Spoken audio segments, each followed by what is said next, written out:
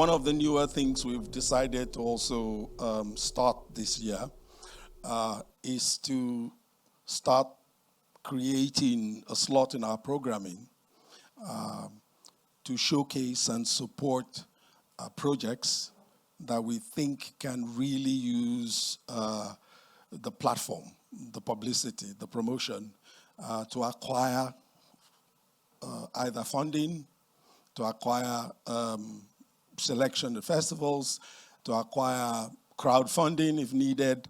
But we think it's also vital for us to not only show films that have been done, ready to go, that are being distributed, or films that we really think have great themes that have already been funded, but also to extend ourselves to supporting documentary filmmakers who are really, really struggling to bring to screen important topics, important subjects, important themes. And so this is the first for us of that effort.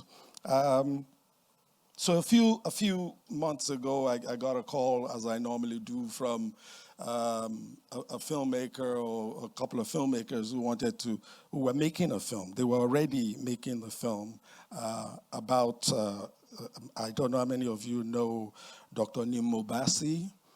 How many people know Dr. Nimo Bassi here? He's a renowned poet. Obviously, he has done a lot of work trying to bring awareness to the Niger Delta region. And so I was very excited to get that phone call from that filmmaker from Norway, who just wanted me to provide a connection to cinematographers, to a crew, and of course, you know that I do have that connection to a few young filmmakers, a few young cinematographers. And that's really all I wanted to do, just make sure that she had people who would do a great job for her. And then I made the error of having coffee with the filmmaker and her producer. And by the time they were done, I felt like, this was my project. This was a project that not only I had to support, but we got to find a way for her to make this film. Because what I heard from her was everything that I always ask to be in documentary, to be of an important subject, to be artistic, and to be insightful. And of course, to have a protagonist who I think, shakes the jar. And all of that is complete in this project. I am really happy since then that the project has been selected for presentation as well at Sheffield Film Festival. It's going to DocFest in Munich as well in the next week or so. The filmmaker is working with a couple of, I think some of the brightest of our young local documentary filmmakers. She's providing an amazing opportunity. She's got a great subject, and we're really proud to present the project. The project is titled Hope is a Word. As I said, it's about Dr. Nimo Bassi. The producer is not here, but the director is. But I am going to give a shout out to Anita Veda, who is the producer and partner of the director on this project. Ladies and gentlemen, please put your hands together for the director who is present here of the project, Hope is a Word.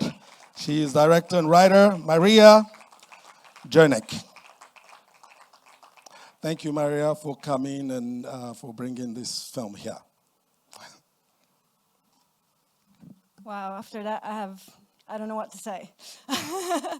Thank you so much for having me. I can stand. It's okay. Thank you so much for having me. This is an amazing opportunity, and also it's the first big presentation of the project. So it's not the first for the festival, but it's also the first for the film. So excuse me if I'm a little bit nervous. So yeah, as Femi mentioned, the film is about Nimo Bassi, who has been an activist speaking up for the rights of the people living in the Niger Delta and being affected by oil spills for the last 40 years. And the situation in the Niger Delta in the last 40 years, as many of you probably know, hasn't improved a great deal.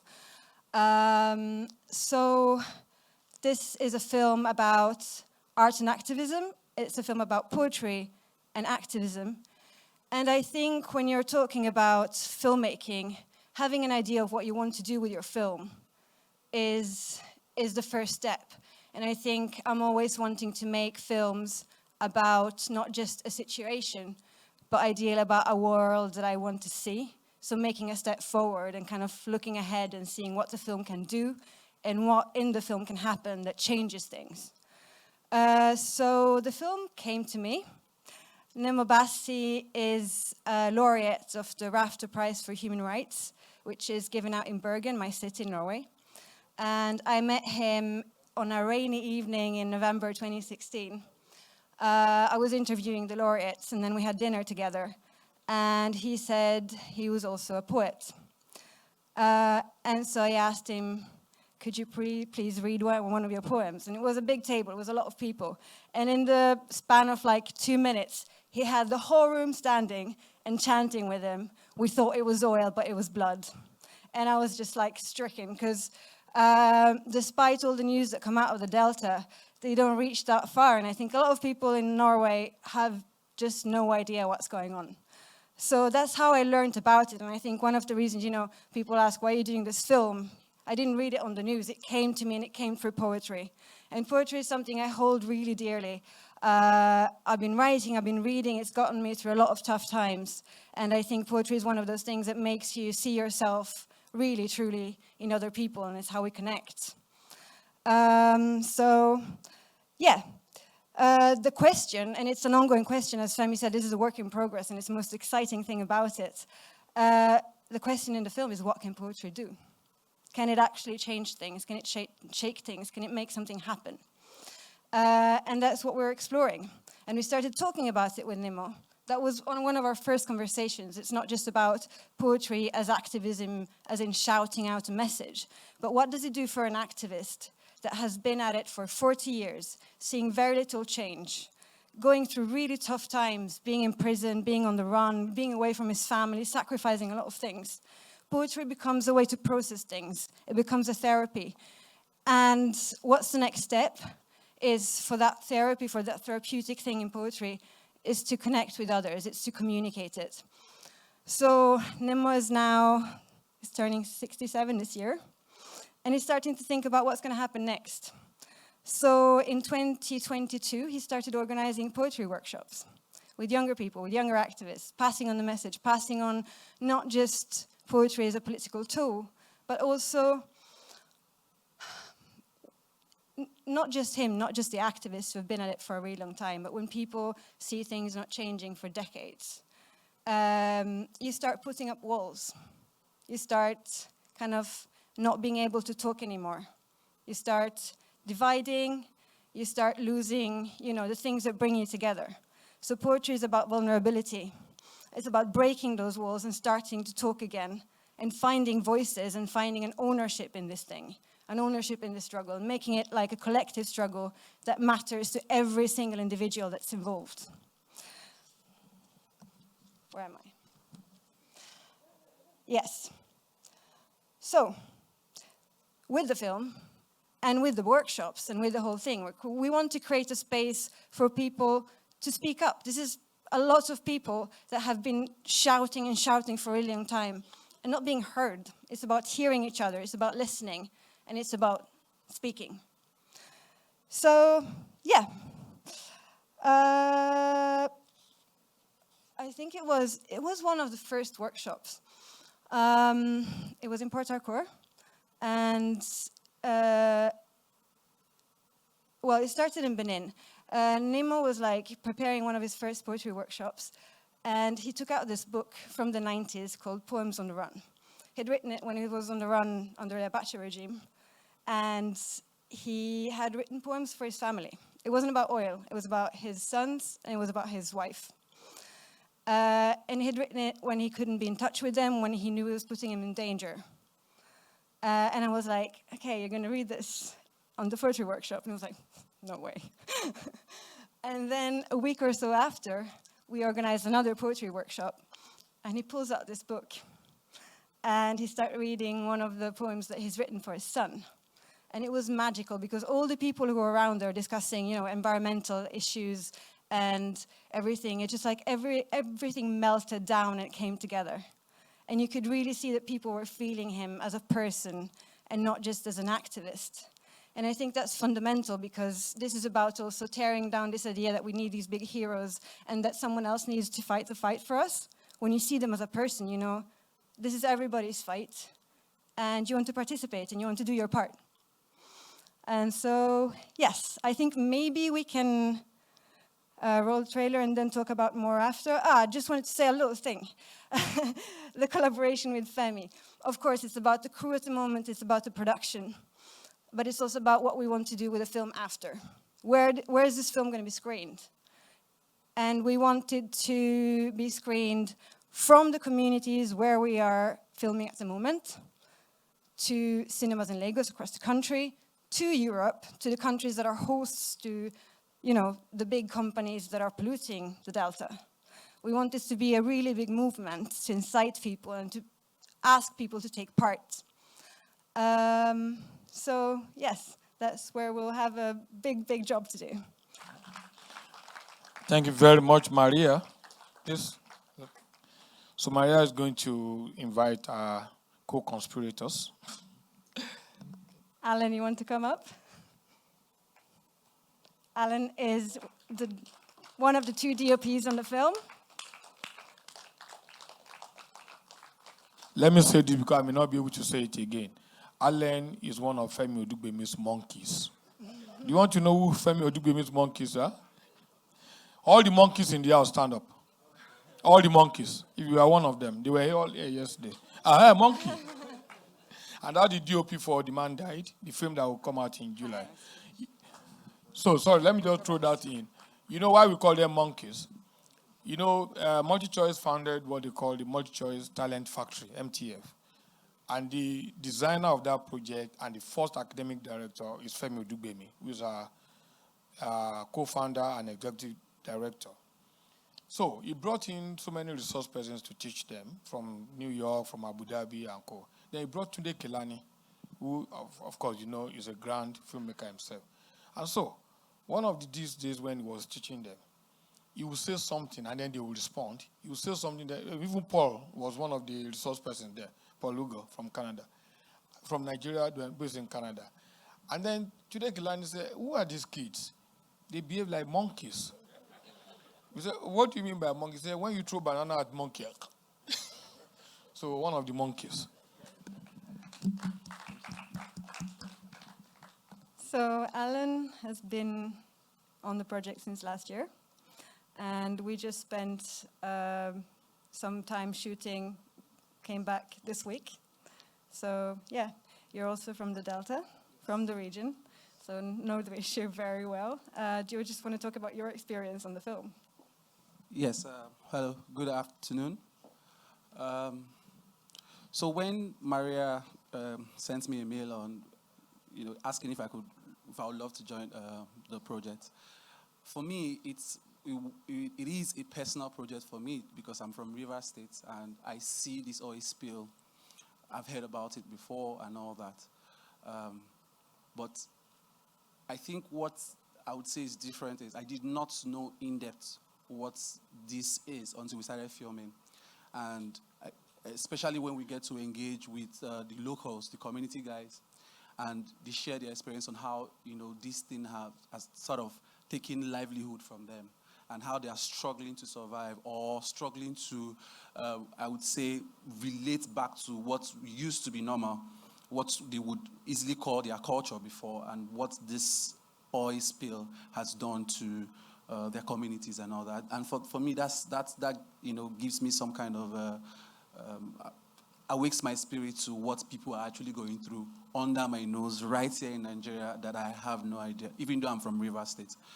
So for me, it is more like a learning journey to kind of learn what, has really happened in the Delta. And, see ways at which, I mean, through what, I mean, if you've heard Mr. Bassi speak before, you know that he's a genius. Through what he's doing with his foundation, Home F, you realize that he's giving hope back to the community and on ways they can, recover their lost property or land or culture or whatever it is. So for me, it's more like an insight to what's going on in the Delta, even though, and I feel some kind of way that I'm here in Nigeria and I don't know in depth what is going on right behind me. But through this project, it's more like an eye-opener for me, and I've been able to learn a whole lot about the Delta. And hopefully, through what Mr. Bassi is doing with his foundation, OMF, I'm hopeful that something good will come out for the communities, at least some kind of hope for them. Hope is the word. Definitely. Yeah. And yeah, huge learning curve for me as well. So that's also why I'm here. I want to hear questions. I want to hear inputs. Anything you have to say on the matter.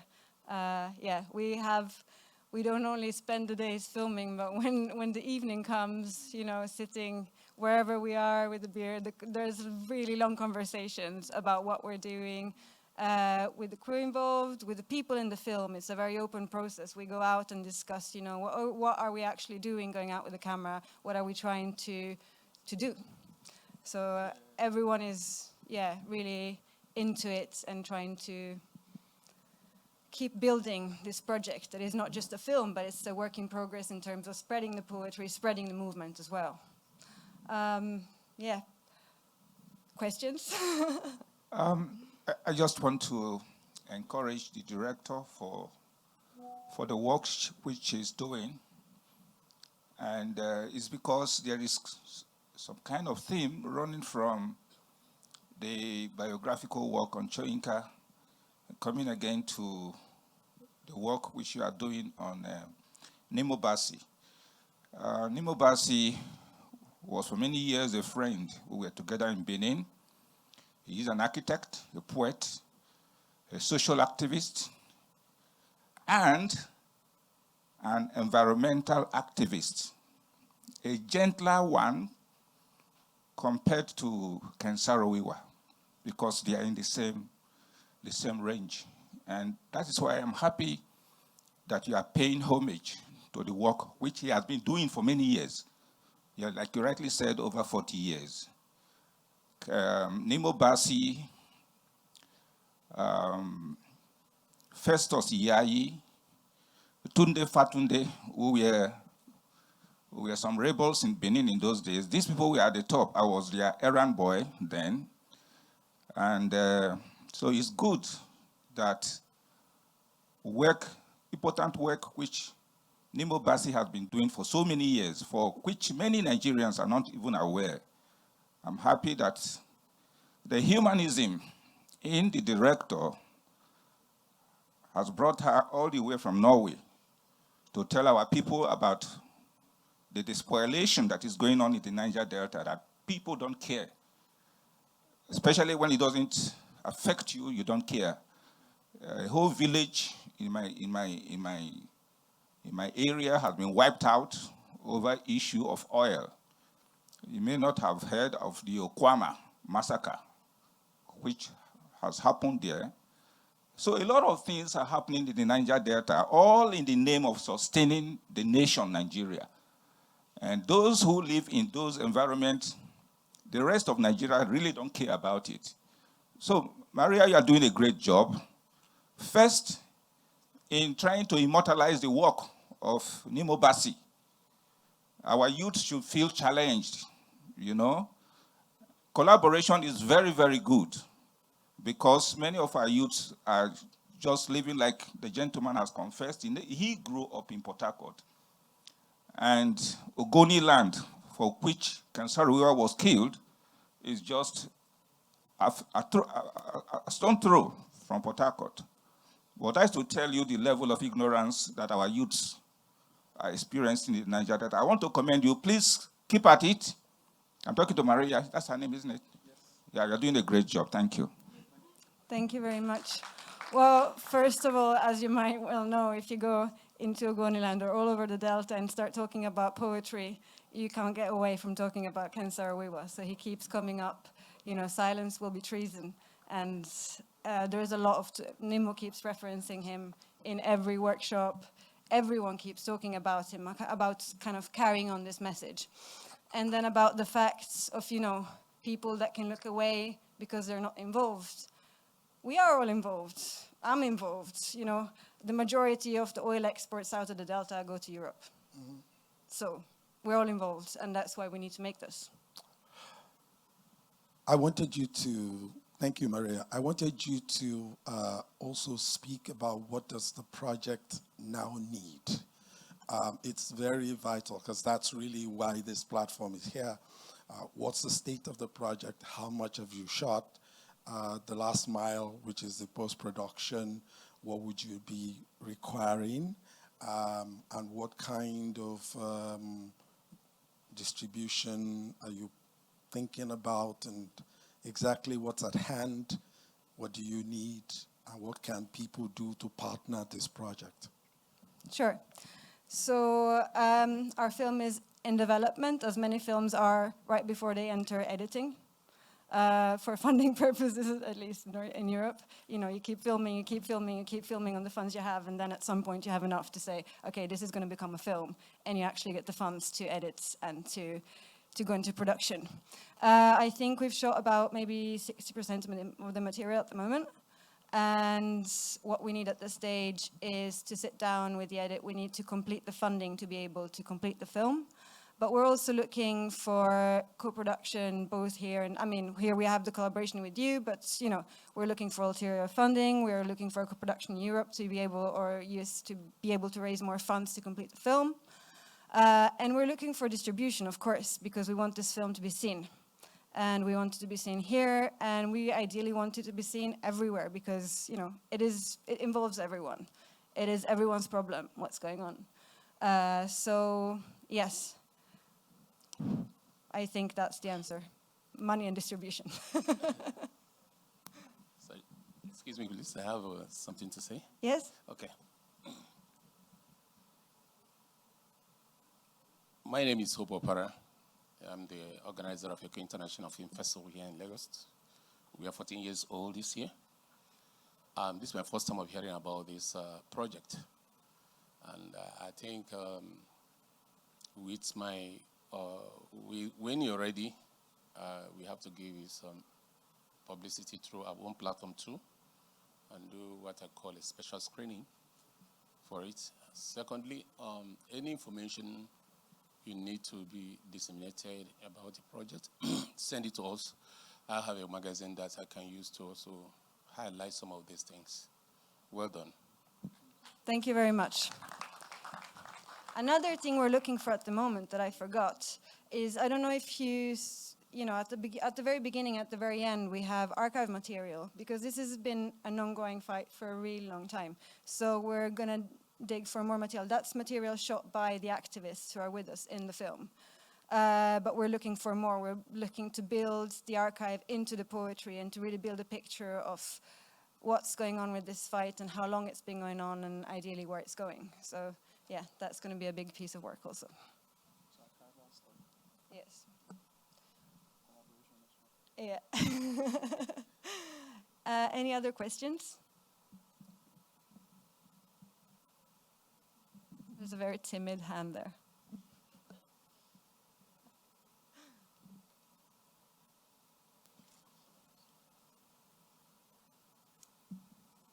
Okay. Do I have to speak into the mic? Can't I yell across the room? Okay. My name is Latifa. So my question is that, what drew you to the story, and how has your approach evolved over time? Because you're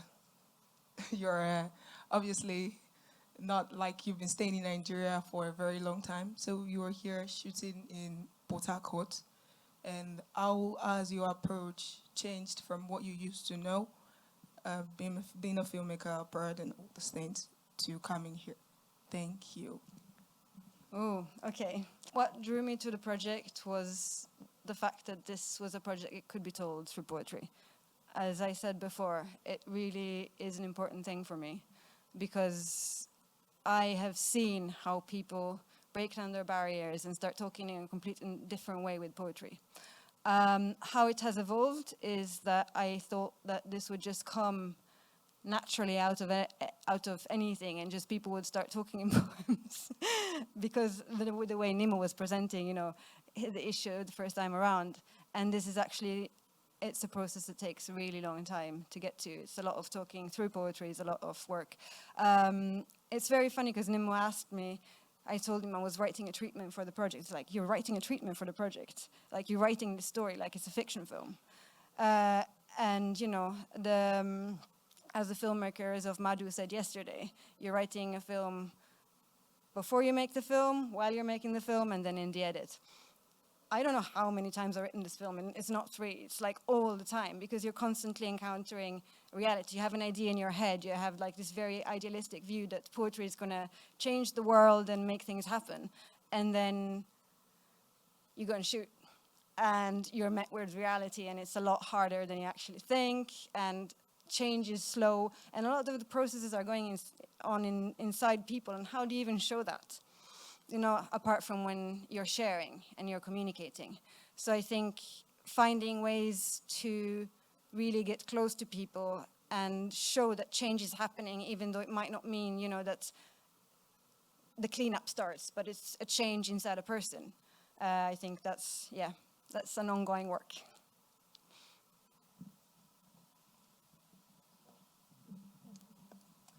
Thank you. Good afternoon, Please, everybody. that will be the last question because we're running late. Okay. Yeah. Congratulations. I think it's beautiful. It's a beautiful angle. It's really nice. I wanted to ask both of you, how do you work together? Like technically, how, like, do you both films or do you both, I don't know. And what have you learned from each other as filmmakers? You want to start? Yeah, so Maria has like a style that she wants for the film that she already has. And she's trying to, you know, when we walk, she tries to make me understand that, oh, there's a plan for this. And, you know, it's more of a collaborative effort. And, you know, it's just for me to also understand that, oh, this vision needs to be interpreted this way. Then I bring my own creativity into it. And so far, I mean, the fact that we have to have long conversation before we film helps us. You know, sometimes we just, you know, sit out the day before, talk about the next day shoot. During the shoots, we also, you know, discuss. And, you know, while I'm filming, she's busy looking for, you know, events that are happening that we also need to capture and all that. And I think that has helped me as a person too. So I think it's a very, very good collaboration. Yeah. Yeah, I mean, the last week has been a hard one. Like, Yes. we were in locations that weren't necessarily so safe all the time, so we had to rush through some things. So it's not always easy, but I think the more we talk and the more we work together, just going out with an idea of, you know, not just like filming what's happening, but what is this scene going to be? And I think we're at the stage of the film where we know what we're looking for now. So, and then letting it happen and being able to see it, both of us, once we talked about it, basically. Well, Thank you. I'm sorry that we have to cut it short because we're running short of time. But thank you very much for this. And they're available, so you can always ask questions. The monkey and Alan and Maria. Thank you so much. Please, if you have this kind of project, always let us know. We like to present things like this. This shows people are very hardworking. Thank you so much. Thank you so much. Yeah. Thank you.